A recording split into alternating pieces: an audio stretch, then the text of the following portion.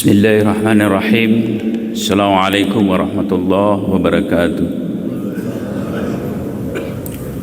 Alhamdulillahi rabbil alamin wa bihi nasta'inu ala umuri dunya waddin.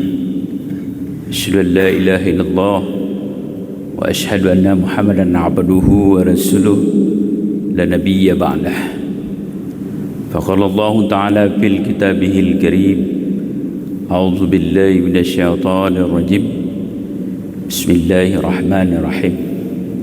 Walillahi 'alan nas hajjul baiti man istata'a ilaihi sabila. Shadaqallahul adzim. Ma'asyiral muslimin, jamaah salat subuh yang dirahmati Allah Subhanahu wa taala.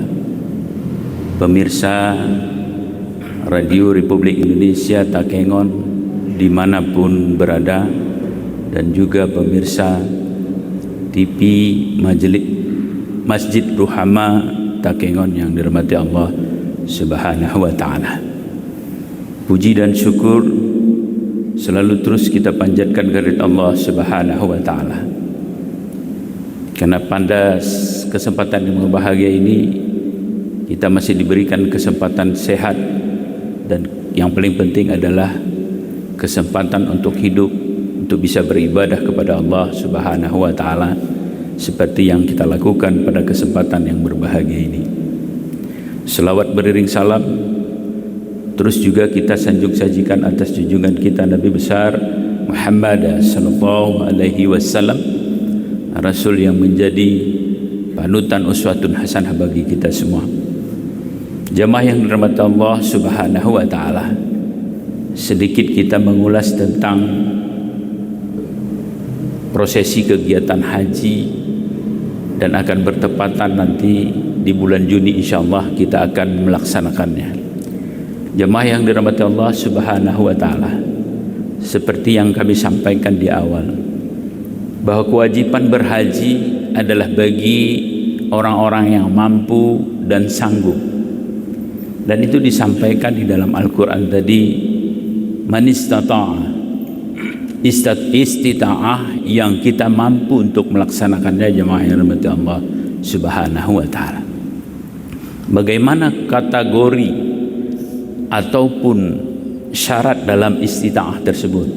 Jemaah yang dirahmati Allah Subhanahu wa taala, untuk melaksanakan haji yang pertama adalah bagaimana kita mempunyai kesehatan yang baik.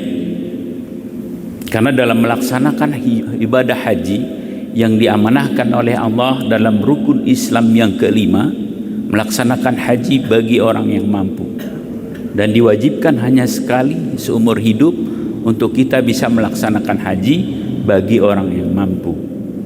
Mampu dalam kata istita'ah, jamaah yang dirahmati Allah Subhanahu wa taala, ada beberapa kategori. Yang pertama adalah kesehatan seperti apa yang kami sebutkan, dan yang kedua adalah kemampuan dalam biaya untuk melaksanakan jamaah haji, dan kemudian jamaah yang dirahmati Allah Subhanahu wa taala, kemampuan untuk kita bisa berangkat melaksanakan jamaah haji, terutama transportasi. Jamaah yang dirahmati Allah Subhanahu wa taala, pada saat ini pemerintah juga mengadakan perlindungan kepada jamaah haji, dan ini juga termasuk ke dalam kategori istita'ah yang kita kenal pada saat ini, jemaah yang dirahmati Allah Subhanahu wa taala.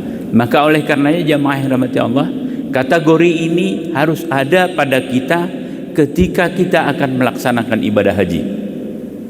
Ketika kita melaksanakan ibadah yang sudah diwajibkan oleh Allah kepada kita karena kita mampu. Dan mampu ini sifatnya adalah relatif. Banyak orang yang kaya, jamaah yang dirahmati Allah Subhanahu wa taala, tapi tidak mampu untuk melaksanakan haji, atau mereka tidak diundang oleh Allah Subhanahu wa taala. Ini kategori mampu yang kita sebutkan pada kesempatan yang berbahagia ini, jamaah yang dirahmati Allah. Banyak orang yang sehat tapi tidak diundang oleh Allah Subhanahu wa taala. Tetapi banyak orang yang sakit itu diundang oleh Allah untuk melaksanakan haji ke Baitullah. Maka oleh karenanya jamaah yang dirahmati Allah Subhanahu wa taala, kemampuan itu ada pada diri kita. Bukan orang yang menilai kemampuan kita. Maka oleh karenanya jemaah yang dirahmati Allah Subhanahu wa taala, ketika kita sudah berkemampuan, mari kita daftarkan haji. Karena kalau kita berpikir jemaah yang dirahmati Allah Subhanahu wa taala, seolah-olah haji itu adalah ibadah yang terakhir yang kita lakukan untuk kita menghamba kepada Allah Subhanahu wa taala. Jemaah yang dirahmati Allah Subhanahu wa taala, kami juga menginformasikan kepada kita semua, insyaallah jemaah haji Kabupaten Aceh Tengah yang tergabung dalam kloter 3 gelombang kedua. Kenapa disebutkan di gelombang kedua? Gelombang kedua, alur jemaah haji yang akan berangkat ke Tanah Suci Mekah itu melalui King Abdul Aziz atau Bandara King Abdul Aziz untuk melaksanakan prosesi ibadah haji dan menunggu hari Arafah nantinya di 9-10 Zulhijjah jemaah yang dirahmati Allah Subhanahu wa taala. Maka disebut di gelombang kedua. Kalau gelombang pertama itu melalui Madinah, Bandara Madinah kita melaksanakan Arba'in, dan kemudian kita menuju ke Mekah. Setelah 8 hari di Madinah, kita menuju ke Mekah untuk melaksanakan prosesi ibadah haji. Yang paling penting adalah wukuf di Arafah jemaah yang dirahmati Allah Subhanahu wa taala. Kembali lagi kepada yang kami sampaikan, bahwa jemaah haji Aceh Tengah itu ada 164 orang yang akan kita berangkatkan insyaallah pada tanggal 19 Mei minggu depan atau Jumat depan ke embarkasi Banda Aceh melalui Sultan Bandara Iskandar Muda yang tergabung ke dalam kloter 3 yang di dalamnya ada 188 jemaah calon haji Kabupaten Bandar Meriah, dan kemudian ada 164 jemaah calon haji dari Kabupaten Aceh Tengah dan 46 calon jemaah haji dari Kota Banda Aceh. Jadi jemaah yang dirahmati Allah Subhanahu wa taala, kita tergabung dalam kloter 3 dan termasuk ke dalam kloter yang hanya ada 3 kabupaten pecahannya. Jemaah yang dirahmati Allah Subhanahu wa taala, ini sekilas yang kami sampaikan tentang informasi haji, dan insya Allah akan diterbangkan pada tanggal 20 Mei 2025 tepatnya jam 13.35 menuju Mekah Al-Mukarramah melalui Bandara King Abdul Aziz yang diberangkatkan dari embarkasi Aceh melalui Sultan Iskandar Muda, dan akan melaksanakan ibadah haji dalam waktu yang dekat ini. Jemaah yang dirahmati Allah Subhanahu wa taala, inilah sekitar prosesi haji yang mungkin kita akan terketuk. Jemaah yang dirahmati Allah Subhanahu wa taala, coba kita bayangkan ada 100.000 lebih yang menunggu yang akan berangkat ke Tanah Suci Mekah itu di porsi Provinsi Aceh.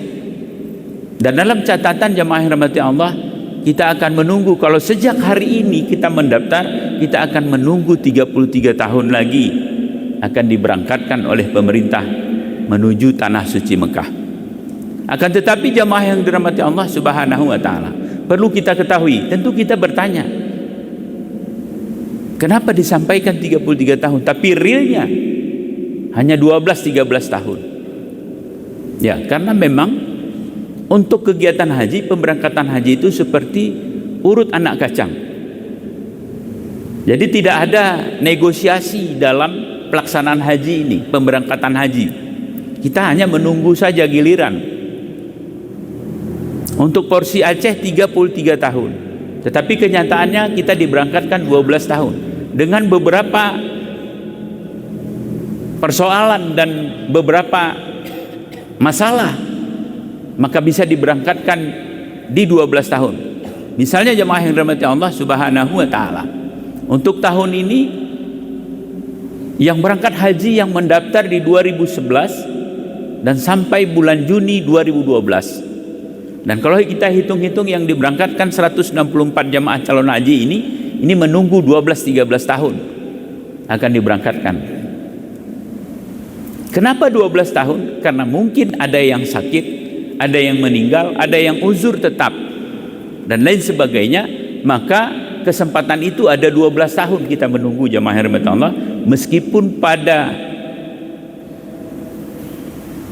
informasi yang diberikan pemerintah itu tetap 33 tahun akan diberangkatkan. Maka oleh karena jamaah rahmat Allah, kesempatan ini jangan pernah kita sia-siakan untuk bisa kita mendaftar haji dengan nilai awal 25 juta. Kita mendaftarkan porsi kita melalui perbankan syariah yang ada di Kabupaten Aceh Tengah ini. Ketika kita berkemampuan, maka silakan jamaah yang dirahmati Allah Subhanahu wa taala, dan kami mengingatkan kembali bahwa mampu itu ada pada diri kita, tetapi bukan pada diri orang lain. Banyak kita mendengar jamaah yang dirahmati Allah Subhanahu wa taala,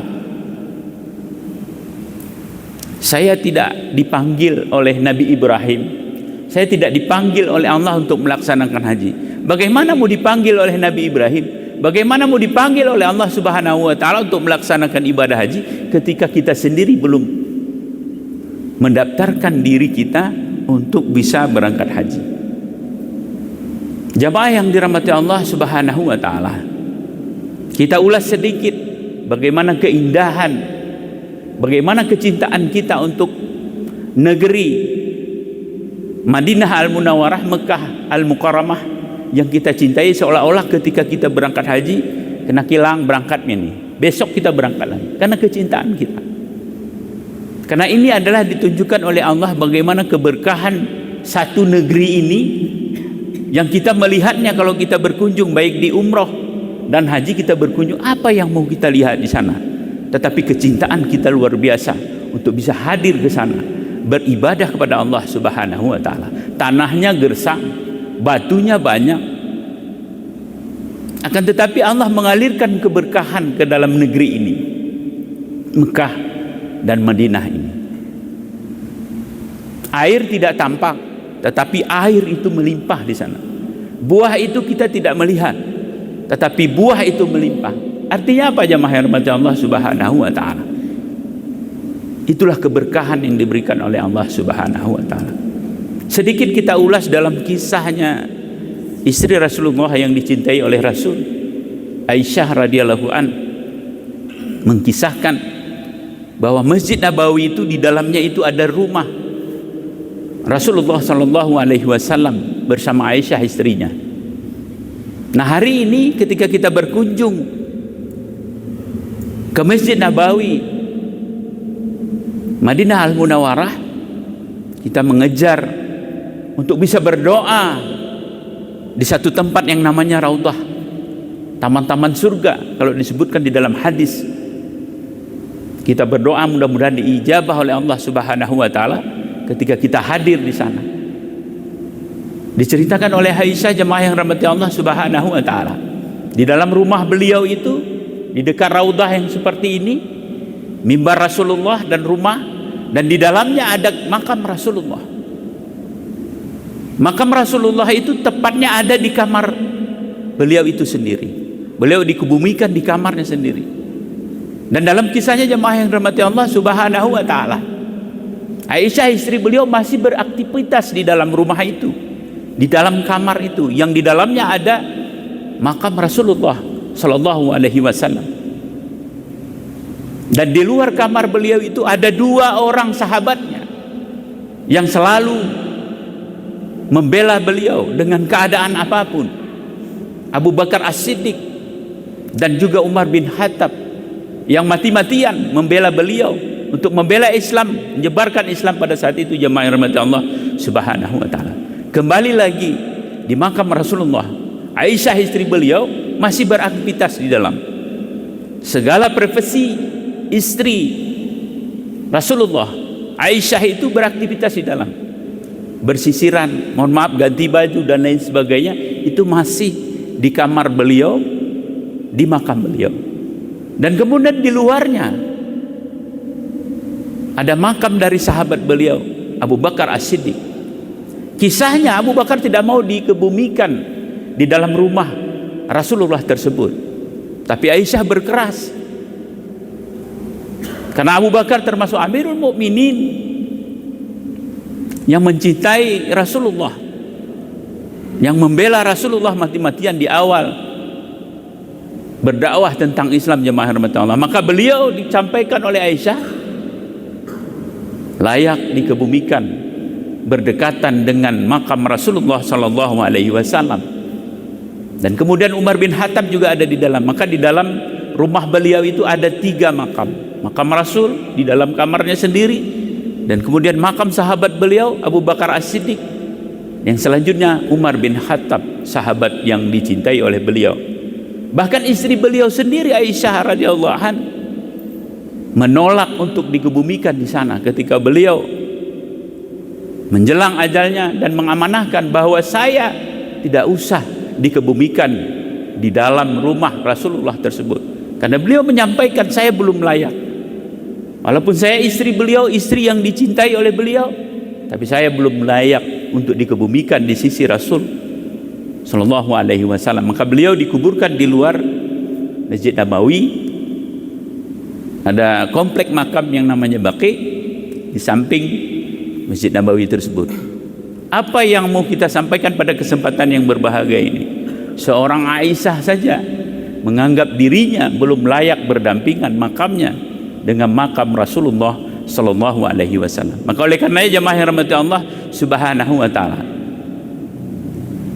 mari ketika kita mampu untuk melaksanakan haji, mari kita daftarkan haji. Karena kemampuan itu, kami ulangi kembali, ada pada diri kita. Penilaiannya tidak ada pada orang lain, jemaah yang dirahmati Allah Subhanahu wa taala. Karena kita menganggap bahwa ibadah, menunaikan ibadah haji itu adalah seolah-olah ibadah yang terakhir dalam kesempatan hidup yang diberikan Allah kepada kita, jemaah yang dirahmati Allah Subhanahu wa taala. Dan yang terakhir, jemaah yang dirahmati Allah Subhanahu wa taala, dalam Al-Quran disebutkan oleh Allah, inna a'tainakal kautsar fasholli li rabbika wanhar inna saniyaka huwal abtar. Allah selalu menyampaikan dari beberapa ayat bahwa banyak sekali nikmat yang diberikan oleh Allah Subhanahu wa taala. Dan kemudian di dalam ayat kedua disebutkan di dalam surah Al-Kautsar itu, salat dan berkurbanlah. Kita melihat di sisi kanan kami Masjid Ruhama dan panitia kurban di Masjid Ruhama yang kita cintai ini. Informasi yang kita dapatkan ada 10 atau 12 hewan kurban yang sudah didaftarkan oleh saudara-saudara kita untuk berkurban di Masjid Ruhama ini, dan kita akan salurkan, panitia akan salurkan kepada yang berhak untuk menerimanya. Maka pada kesempatan yang berbahagia ini, jemaah yang dirahmati Allah Subhanahu wa taala, apabila kita merasa sudah berkecukupan dan mampu untuk berkurban, kalau kita tidak mulai, kapan lagi kita berkurban? Karena ini perintah daripada Allah Subhanahu wa taala. Ketika kita berkemampuan berkurban, mari bersama-sama kita berkurban di Masjid Ruhama yang kita cintai ini, dan mudah-mudahan panitia yang melaksanakannya akan amanah dan menyampaikan kepada yang berhak. Mudah-mudahan kita terketuk hati kita untuk bisa berkurban pada saat ini dan seterusnya, dan kita terus dimuliakan oleh Allah Subhanahu wa taala, diberikan kesehatan dan kemampuan untuk bisa beribadah sebelum kita dipanggil oleh Allah Subhanahu wa taala. Ini saja yang dapat kami sampaikan, lebih dan kurang kami mohon maaf. Wallahul muwaffiq ila aqwamit thoriq. Assalamualaikum warahmatullahi wabarakatuh.